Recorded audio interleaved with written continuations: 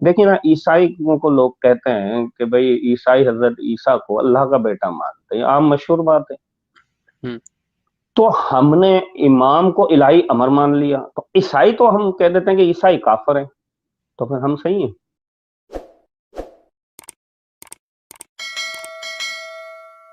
सही बात। ठीक है जी, जब हमने दुआ को देखा कि यार हम इसमें पढ़ रहे हैं, कहीं हम अल्लाह को इमाम के साथ मिला रहे हैं, कहीं इमाम को अल्लाह के साथ मिला रहे हैं, नाउज़ु बिल्लाह, ये चक्कर हो क्या रहा है।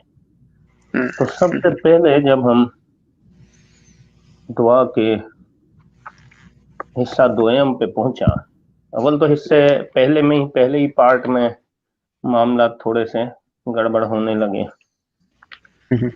कि जब इसको पढ़ा गया तो सबसे पहले या अय्युहल्लज़ीना आमनू, जो सूरह निसा की आयत है, इसको जब पाया तो ये आधी पाई। आयत नंबर 59 है सूरह जी। निसा की, ये आधी पाई। इसके अंदर आधी बात हदफ कर दी गई और आधा सच बयान कर दिया गया। और फिर इसमें जो एक मजीद जो चीज पाई, ओलल अमर मिनकुम, कुरान कहता है कि तुम में से जो अमर है उसकी आप ताबेदारी करें। हाँ, अगर उसमें, अब वो अमर कौन है, चाहे वो खलीफा हो, चाहे हाकिम वक्त हो, चाहे कबीले का बादशाह हो, एक्स वाई जेड, अल्लाह और रसूल को हटा के वो शख्स जिसके हाथ में मुसलमानों की कमान हो, अगर उससे आपका कोई इख्तिलाफ हो जाए तो अल्लाह और उसके रसूल के बताए हुए रास्ते पे अमल करें। यानी अल्लाह रसूल के रास्ते से तो इख्तिलाफ हो ही नहीं सकता, अगर कर लिया तो दीन से ही चले गए, दूसरे से हो सकता है। और जब इधर माने देखे, इसमें लिखा है इलाही अमर, ये बहुत बड़ा झटका लगा। यार इलाही अमर तो बहुत बड़ी बात हो गई।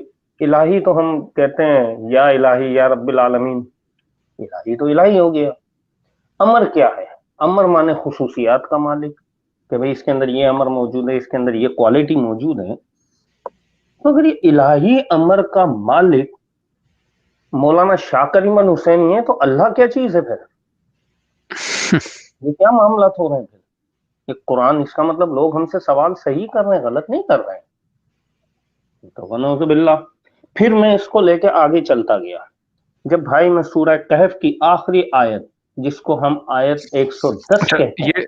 ये मैं स्क्रीन पर शेयर कर रहा हूँ, वो लोग जो हमें सुन रहे हैं, जी जी ये सूरह निसा का जिस हिस्से दोइम, हिस्सा दोइम जो है दुआ का, ये जी हम जी बताते चलें अपने सुनने वालों को और देखने वालों को कि जो इस्माइली दुआ की बात कर रहे हैं आसिफ भाई, अ, ये इस्माइली जो है कहते हैं कि ये नमाज का या सलाद जो है, जो जिसका कुरान में हुक्म है, वो ये दुआ है। और दुआ जो है उसकी उसके 6 पार्ट हैं, पार्ट कहते हैं यहाँ पर, तो उर्दू में दोइम हिस्सा लिखा हुआ है, लेकिन बहरहाल हम हिस्सा उसको कह लें, बाब कह लें, हाँ, पार्ट कह लें, असल में इंग्लिश उर्दू पार्ट जो। पार्ट में इंग्लिश पार्ट में इंटरेस्टिंग बात यह है कि पार्ट जो है ना, वो भगवत गीता के की जो डिलिनिएशन जिसे कहते हैं ना, जो हिस्से भगवत गीता में जी किए जी, जाते हैं वो पार्ट से किए जाते हैं। तो ये लफ्ज वहीं से बोरो किया गया है, तो इसलिए मैं पार्ट का लफ्ज बड़ा इंटरेस्टिंग फील करता हूँ। तो ये वो सामने आ रहा है, मैं ये सामने आ रहा है, या अय्युहल्लज़ीना आमनू अतीउल्लाह व अतीउर रसूल व उलिल अम्र मिनकुम। और उसके बाद आप खाली जगह देख रहे हैं, कुछ नहीं है, उसके बाद लिखा है वकुल्ल शैइन अहसैनाहु फी इमाम मुबीन। और इसका तर्जुमा जो ये आसिफ भाई बता रहे थे कि ए ईमान वालो, ताबेदारी करो अल्लाह की और ताबेदारी करो रसूल की। और देखें फिर, ताबेदारी करो अल्लाह सुब्हानहू तआला ने नहीं लिखा हुआ, लेकिन तर्जुमे में इन्होंने डाला हुआ है, ताबेदारी करो उनकी जो तुम में से इलाही अमर के मालिक हैं। और उसके बाद सूरह यासीन की 36वीं आयत की 12वीं आयत। तो प्लीज आसिफ भाई, मैं बस चाहता कि स्क्रीन पे जो आ रहा है वो देख लें सब, और उसके बाद आप अपनी बात कंटिन्यू करें। ठीक है भाई।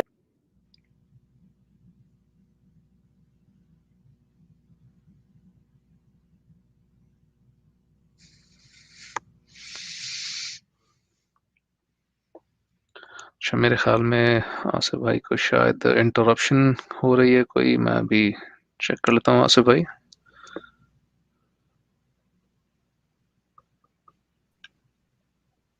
अस्सलाम आसिफ वालेकुम, भाई, हेलो। वालेकुम अस्सलाम। जी जी, आप दोबारा आ गए। पता नहीं क्यों डिस्कनेक्ट हो गया ये। अच्छा, तो अब जब मैं पहुंचा कुरान का मुताला करते हुए, तो हम्म। मैं सूरह कहफ पे पहुंचा। ماشاءاللہ. سورہ کہف کی آخری آیت، آیت نمبر 110، بڑی ہم، سننے کی بات ہے. دیکھیں ہم گنان میں یہ پڑھتے ہیں کہ پہلا کلمہ اللہ کا، دویم درجہ محمد کا، سویم درجہ علی کا. میں نے تو بچپن میں یہی سنا تھا. ٹھیک ہے، اب جب میں 110 پہ پہنچا تو 110 پہ تو اللہ نے نبی کو ہی یہ اختیار نہیں دیا. ادھر کلیئر اللہ نے کہہ دیا کہ اے نبی کہہ دیجئے کہ میں بشر ہوں تمہاری طرح، لیکن مجھ پہ وحی آتی ہے، لہٰذا عبادت کرو تو خالصتاً اللہ تبارک و تعالیٰ کی. ٹھیک ہے، آواز آ رہی ہے بھائی؟ جی جی بالکل. ٹھیک ہے. اب جب رب العالمین حضور اکرم صلی اللہ علیہ وسلم جو اس کے ہر دل عزیز محبوب، ان کو یہ فرما رہے ہیں کہ آپ کہہ دیجئے کہ میں بشر ہوں، مجھ پہ اسپیشلائزیشن نبوت کی ہے کہ اللہ نے مجھے نبوت عطا فرمائی ہے، باقی میں اللہ نہیں ہوں، نہ مجھ میں اللہ والی کوئی باتیں ہیں. کہ اس کا انٹرپریٹیشن یہی نکلا نا کہ اللہ والی میرے میں کوئی کوالٹی نہیں ہے کہ آپ مجھے اللہ سمجھ کر کے ماننے لگ جائیں. یہ اللہ نے وہیں پہ منع فرما دیا. پھر میں پہنچا بھائی یہ سورہ یاسین کی، وَقُلَّ شَيْءٍ أَحْصَيْنَاهُ فِي إِمَامٍ مُبِينٍ، کہ چلو جی اس کو بھی دیکھنا. اب اس میں معنی آتے ہیں دعا میں، اور ہم نے تمام چیزیں امام ظاہر میں سمو دی ہیں. ٹھیک ہے. اب جب سورہ یاسین کو چیک کیا کہ بھئی امام مبین، امام کا لفظ آیا ہے اکثر ہمارے، تو میں اسی چیز کو پکڑ کے میں آگے چلا. اس میں آیا سورہ یاسین کی قرآن پاک کے حوالے کے کہ ہم مردوں کو زندہ کریں گے. ٹھیک ہے، اِنَّا نَحْنُ نُحْيِي الْمَوْتَىٰ سے یہ آیت اسٹارٹ ہے، اور وَقُلَّ شَيْءٍ أَحْصَيْنَاهُ فِي إِمَامٍ مُبِينٍ پہ اختتام پذیر ہے یہ جملہ. یہاں پہ آیا کہہ دو کہ جو تم کہہ دو نہیں کہ جو تم آگے بھیج چکے ہو اور جو پیچھے رہ گیا ہے وہ سب واضح ہم نے ایک جگہ محفوظ، ایک کتاب میں محفوظ کر لیا ہے. اب پیچھے رہ گیا کیا اور آگے بھیج چکے کیا؟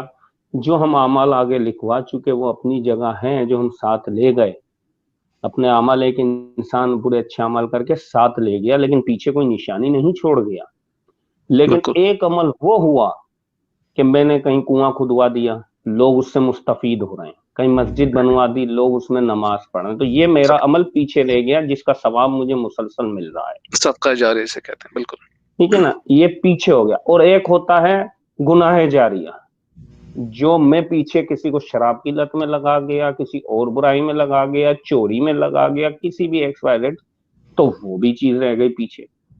تو یہاں پہ تو اللہ کا مقصد یہ واضح ہے. تو پھر اگر اللہ تعالیٰ قرآن میں یہ فرما رہا ہے تو پھر سب کچھ اگر امام وقت میں سمو دیا تو کیا نعوذ باللہ اچھائی برائی سب کچھ امام وقت میں سمو دیا؟ کل شیء ہے. اور سب سے کی ورڈ میں تو یہ دیکھتا ہوں کہ نکتبو کا لفظ ہے. نکتبو کا مطلب ہے ہم لکھتے ہیں، تو لکھنے والی چیز جو ہے وہ کسی انسان میں نہیں ہو سکتی. بالکل. اب پھر میں چلا روزے کی طرف، دیکھا تو روزہ، بھائی اب میں نے والد صاحب سے پوچھا روزہ، بولے ہمارے میں بیج ہے. بھائی نماز ہمارے میں دعا ہے. بھائی زکوٰۃ ہمارے میں رسوم ہے. ارے بھائی حج ہمارے میں دیدار ہے. وہ اللہ کے بندے، اللہ شروع سے فرما رہا ہے زکوٰۃ دو، زکوٰۃ دو، زکوٰۃ دو. قرآن میں فرما رہا ہے. ہم قرآن کو مانتے ہیں کہ بھئی قرآن ہے، لیکن قرآن پہ عمل نہیں کرتے. چلو نہیں کر رہے، مان تو رہے ہو. جب مان رہے ہو تو یہ بھی مانو کہ جو وہ فرما رہا ہے وہ سچ فرما رہا ہے. قرآن اللہ کا ہے اور اللہ سچ فرما رہا ہے کہ روزہ رکھو، نماز پڑھو، زکوٰۃ دو اور حج کرو. کیا ہے وہ وَأَقِیمُوا الصَّلَاةَ وَآتُوا الزَّکَاةَ وَارْکَعُوا مَعَ الرَّاکِعِینَ، سورہ بقرہ کی 43 نمبر آیت. اور بھئی یہ بھی متصادم نکلی ہمارے عقائد سے. ہمارے عقائد ہی بالکل پٹری سے اترے ہوئے نکلے. پھر اس کے بعد میں آ گیا مطالعہ کرتا ہوا سورہ توبہ کی آیت نمبر 34 کی روشنی میں. جب میں پہنچا تو اس میں ایک چیز سامنے آئی جو آج مجھے دیکھنے میں بھی آئی. دیکھیں ایک امن بات ہے، سورہ بقرہ کی 43 کے بعد سورہ 43 کے بعد سورہ توبہ کی 34، سورہ توبہ کی 34. اب جب اس میں پہنچے تو اس کی جب میں نے تفسیر نکالی تو اس کی تفسیر میں یہ آیا کہ چند پیسوں کی خاطر اللہ کے دین کو فروغ نہیں کیا جائے، یہ ایک ممانعت ہے. اب ہمارے پاس کیا ہے؟ نومی کی مجلس میں نام ڈلوا دو، بڑے کام میں ڈلوا دو، فلاں میں ڈلوا دو، لائف میں ڈلوا دو، پر اتنے پیسے دیتے جاؤ. اس پہ 4 چیزیں، اس کی تفسیر میں جائیں گے نا آپ کے سامنے آ جائے گا. تو اب جب وہ یہودی اس چیز کو بیچ رہے تھے، یہ بات تھی اس وقت یہودیوں پہ، یہ یہودی جو کرتے تھے، اچھا یہ صرف یہودیوں پہ نہیں، اس کی انٹرپریٹیشن میں اگر آپ جائیں گے تو جو بھی ایسا کرے، چاہے وہ سنی مسلمان یا مفتی ہی کیوں نہ ہو، جو بھی دین سے ہٹ کے بات کرے، دین کی غلط انٹرپریٹیشن کرے، تو اللہ تبارک تعالیٰ نے ان سب کی رسی کھینچ رکھی ہے اس معاملے میں۔ تو کہنے کا مقصد ہے کہ جب یہودی کرتے تھے، آج ہم نے اپنے معنی بنا رکھے ہیں، اپنی انٹرپریٹیشن، اپنی تعویلیں جوڑ رکھی ہیں، تو پھر ان میں اور ہم میں کیا فرق رہا؟ دیکھیں نا، عیسائی کو لوگ کہتے ہیں کہ بھئی عیسائی حضرت عیسیٰ کو اللہ کا بیٹا مانتے ہیں، عام مشہور بات ہے۔ تو ہم نے امام کو الہی امر مان لیا، تو عیسائی تو ہم کہہ دیتے ہیں کہ عیسائی کافر ہیں، تو پھر ہم صحیح ہیں؟